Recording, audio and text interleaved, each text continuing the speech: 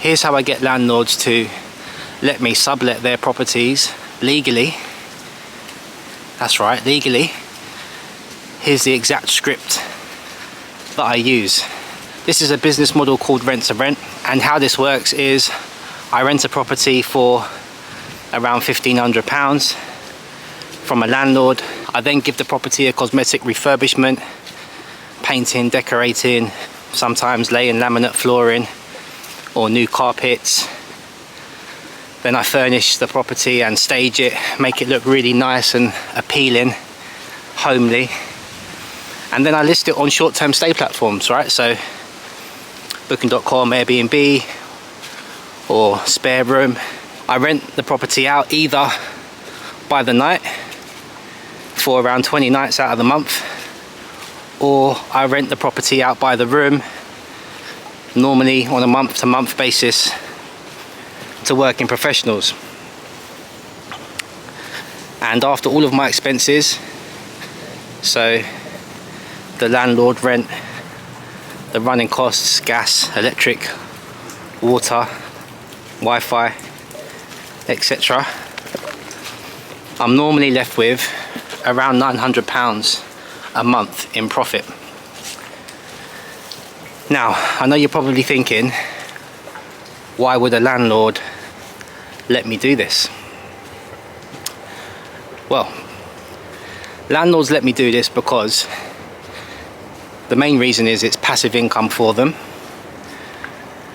and normally we sign like a 3 to 5 year agreement, so it's a long-term guaranteed passive income that they benefit from. There's no late payments, no void periods, no risk from their side of getting non-paying individual tenants, because we take that risk on. We're the only tenant that they have to deal with. They get one payment from our company every month, which gives them peace of mind. Now, the way I find these properties is I look online, and once I find a suitable one, I pick up the phone and I call the landlord or the agent. I don't normally pitch my service on the phone. I prefer to do it face to face. The goal of the phone call is to organise a viewing, and then on the viewing is where I do my real work and start to build a rapport. I find it much easier to build trust and build a relationship face to face than I do over the phone. I think that's just human nature and human behaviour. So don't try and pitch over the phone, just try and go for the viewing, and then if it feels right, you can pitch face to face. So I normally say something like this, feel free to copy what I say. I can guarantee consistent monthly rent to be paid on time. I also have a cleaning team that will keep your property well maintained and cleaned every month. I also have a strict vetting process for my corporate tenants, guests and contractors. I only accept the highest quality of tenants and guests, and I'd like to know if this is something you'd be interested in and if we'd be a good fit for each other. From there, you're normally going to get one of two answers. It's either going to be no, absolutely not, or they're going to say, tell me more. If they do say absolutely not, then that's fine. You just leave them a business card.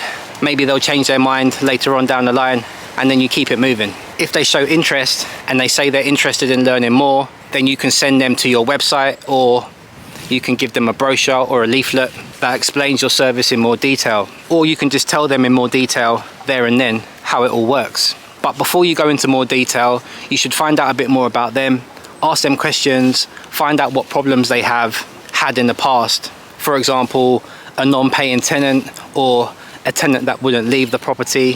Try and dig a little deeper and find out what pain points they've experienced from being a landlord and what they wouldn't like to happen going forward. You need to make your pitch be the solution to their pain.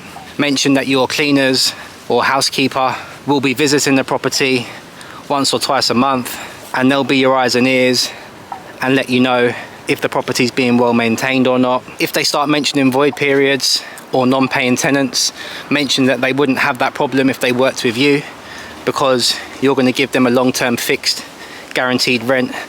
That risk of non-paying tenants would only fall on you, not them. So you're taking on all the risk. All they're doing is sitting back and getting passive income every month. And also remind them that your offer will be over 3 to 5 years. So it's a long-term solution. It's all about identifying the pain points. You do this by asking questions, finding out what the history of the property has been, and then positioning your offer as the solution, right? In the beginning, when you first start pitching this to landlords, you're going to face a lot of rejection. When I first started, it took me over 30 rejections before I got my first landlord on board. But once I got that landlord on board, I then went on to rent 4 more houses on that same street. I found the same company tenant to go in all of the houses. And from that street alone, within my first year, I was making around 5 grand a month profit. And that allowed me to quit my job and focus on my business and scale it even more because I had more time. So it's a pure numbers game. The more viewings you do, the more offers you make, the more deals you get. If you repeat the right practices, you will find a deal.